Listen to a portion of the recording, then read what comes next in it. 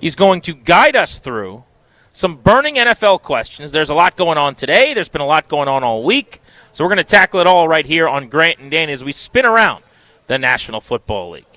All right, first burning question we'll start with is the big news of the day for Minnesota. The Vikings have moved on from their general manager, Kwesi Adofo-Mensah. What do you make of that firing and the timing of that firing? Timing is stunning to me. I don't get why this happened today. It's almost like he had some meeting with an owner, somebody in the Wilf family or whatever, and they had some come-to-Jesus conversation and their visions don't align or something. Because why else are we doing this on January 30th? The offseason started almost a month ago. If you're going to move on from a GM, let's do it before a lot of GMs get jobs. Let's get into the hiring cycle to interview the best candidates before a bunch of them have quite literally already been hired at this point or interviewed and moved around for other front office jobs.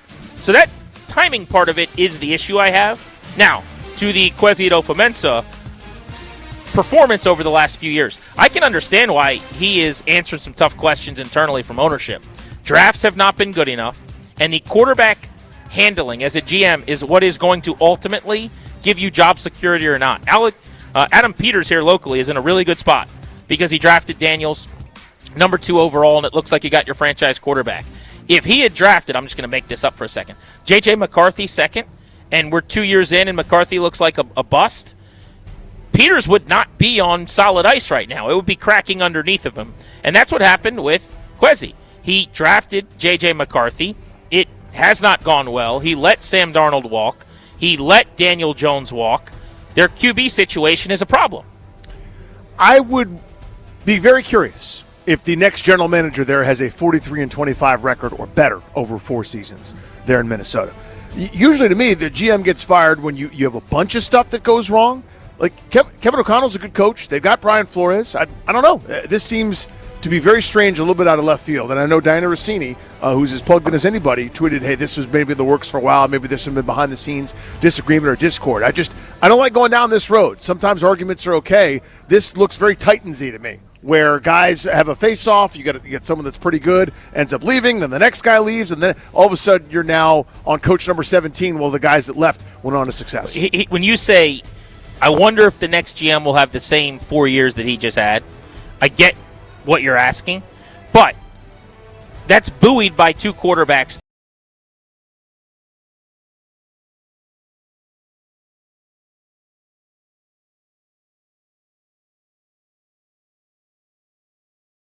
Sam Darnold, neither of whom are still there, and not both of whom he was even responsible for bringing into the building.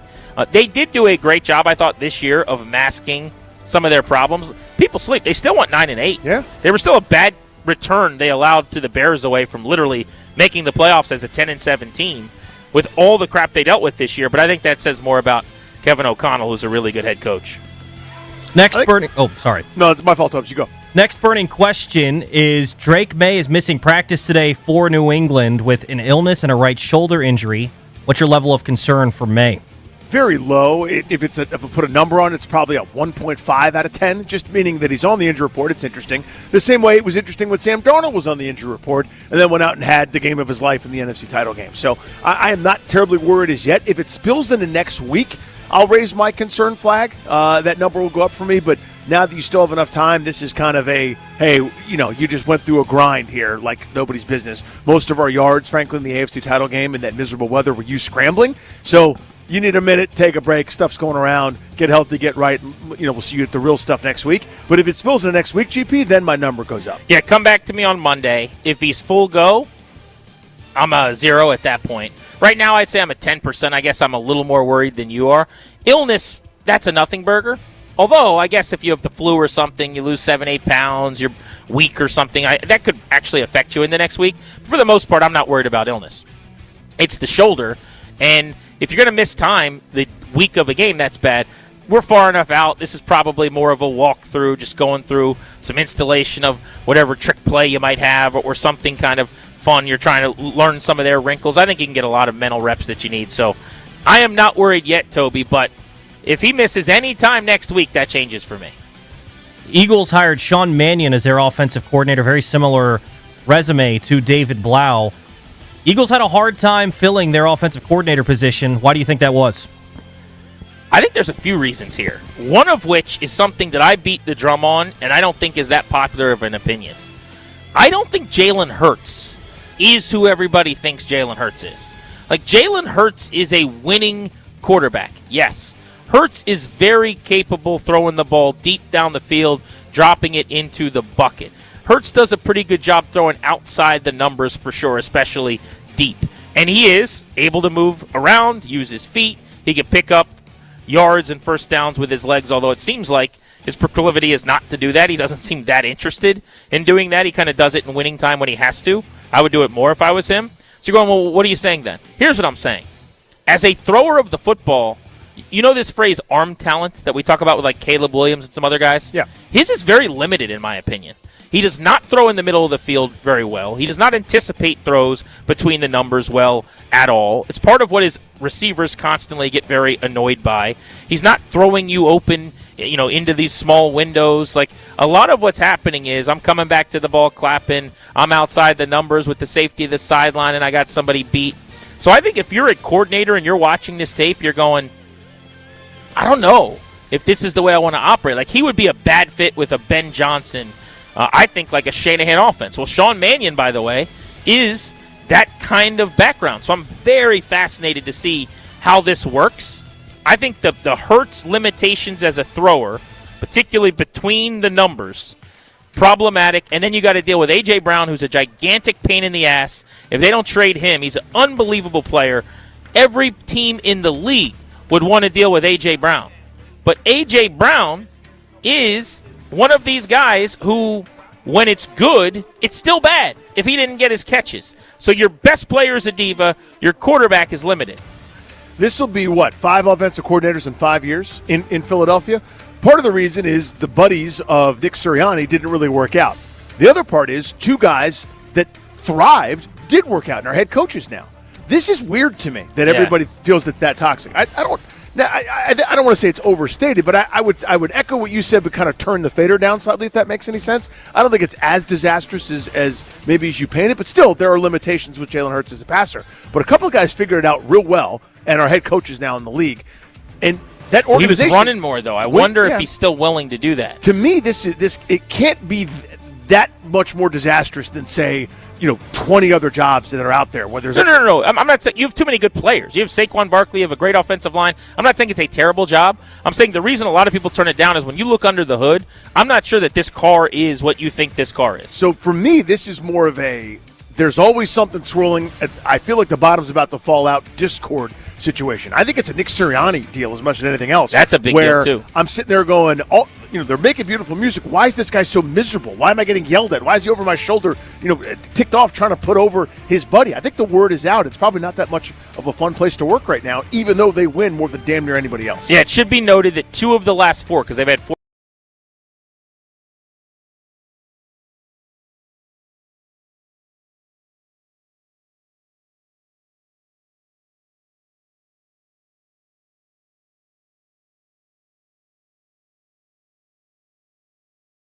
By everybody. I'm sure he's got his guys in the league, but he's seen as a little bit of a goose, even though he's got a great winning percentage. I don't know. You do have Howie Roseman, though, who's going to stock the cupboard. Yep. The other thing is, when you're interviewing, if you're Mannion or anybody else, do you ask them, hey, what's the deal with A.J.? And they're like, we might trade A.J. Brown. I mean, with that takeaway, now you're talking about Devontae Smith and Jahan Dotson. I think he's a pending free agent anyway, but like your receiver room takes a huge hit. Yes, it does. And that changes the math a little bit, too. Next one. David Blau and Sean Mannion have very similar resumes. Both are former backup quarterbacks. Their final season playing in the league was 2023. Their third season coaching will be as an offensive coordinator and play caller. Which one of those guys has more pressure going into this season? Sean Mannion with a potential Super Bowl frontrunner, David Blau with a head coach that could be on the hot seat. Which of those coordinators has more pressure in year one? This is a very good question. This is a 6 of one, half dozen of the other kind of question. So it all depends on the eye of the beholder, right? We talked about this years ago, where like who's under the most pressure, and a guy in a big game or the guy that's fighting just to be thought of as a starter, right? And there's pressure on everybody. It's the NFL. To me, it's Blau in a situation that is worse. Like, I think if the Eagles don't have a great season next year, I don't think Nick Sirianni is getting fired. right? You would now maybe crazy stuff happens up there. That fan base is ludicrous and so on. But you got a couple Super Bowl trips. You got an 11-6 season that we think of as a disappointment up there because the talent level's so good. If things go off the rails, okay. But we talked about this a bunch. If it is a disaster here in Washington, Dan Quinn fired 2 coordinators already. A third, quote unquote, doesn't work out. I think to me, there's more pressure on Blau to turn the ship around versus Mannion to kind of keep the train on the tracks, to mix my analogies. I would go Mannion because I think that the pressure is higher on the Eagles to win right away. I don't think you get the luxury of an 8 or 9 win season feeling like progress. Washington was so bad this past year, 5-12. Daniels couldn't stay on the field. If Daniels plays in 17 games, regardless of how he plays, I think Blau's considered a hero because he kept him on the field. Right. He didn't put him in harm's way necessarily. Mind you, when he plays that many games, he's probably going to play pretty well, and then you're talking about heaping praise on him for the progression of the quarterback and getting him back toward his rookie form again. So I think it's a much easier path for him to kind of be viewed as a hero, whereas if the Eagles don't win and if their offense isn't good, again, you've got a exceptional offensive line. You've got a $50 million quarterback. You've got arguably one of the best 1-2 punches at receiver in A.J. Brown and Devontae Smith. You've got a 2,000-yard back who's considered a future Hall of Famer. What is the excuse to not be really good in September and great all year? You just don't have any wiggle room. And as a first-timer, that can be hard. So I'll say there's more pressure on Mannion to put up quick numbies. Baltimore found their offensive coordinator today. They went to Chicago and hired Bears offensive coordinator Declan Doyle. He has history with Sean Payton, also now history with Ben Johnson. Do you think we're going to see a different style of offense in Baltimore? And also, did we start to see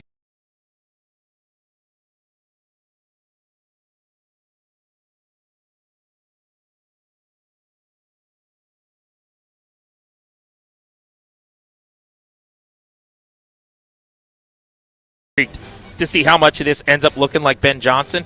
How much is Lamar under center? Drop back game, play action, middle of the field throws, pop passes, dig routes behind zoning linebackers. Sign me up for all of that. I think any quarterback's going to benefit from some of that stuff. But my hot take is that we did start to see the beginning of, I don't want to say the end. That's not true. That's overstated. But a regression, like a different level of Lamar Jackson this past year. Some of the reports out of Baltimore, it was clearly a fractured relationship. It's why they made major changes on the coaching staff, and maybe they can get him locked back in and feeling better about himself. But Danny, unless he just was more hurt than anybody knew, he did not look like Lamar at all. Touchdown percentage had fallen off massively. Interception percentage was the highest it's been since 2021.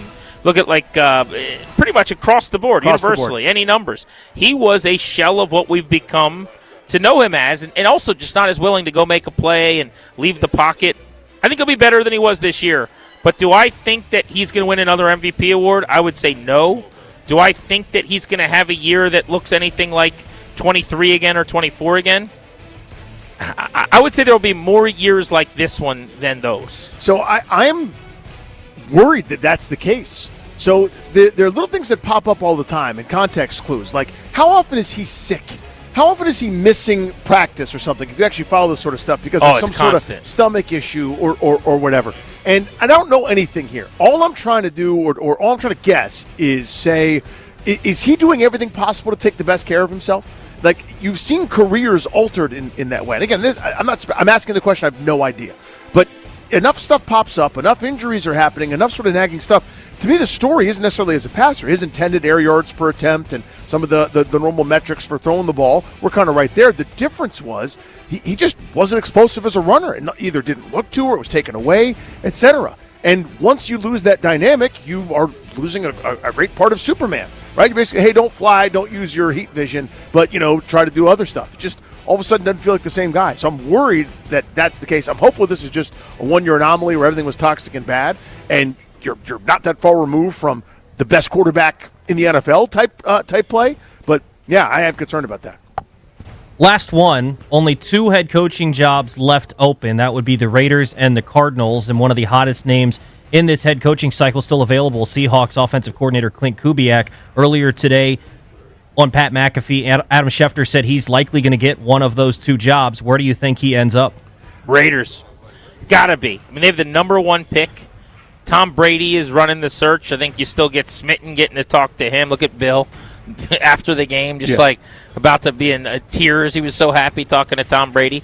I think Clint Kubiak will look at those two jobs and realize the Raiders gig in that new stadium, which is beautiful, is way better than going out to Arizona in the NFC West, dealing with the Rams, the Seahawks, 49ers. No thank you. And he knows about it. He's in Seattle right now. You're going to go in the division Ben Johnson style and create that rivalry? I think Vegas makes a lot of sense. Fernando Mendoza 1-1. You already know the quarterback you're working with, has the physical traits, just won the Heisman Trophy.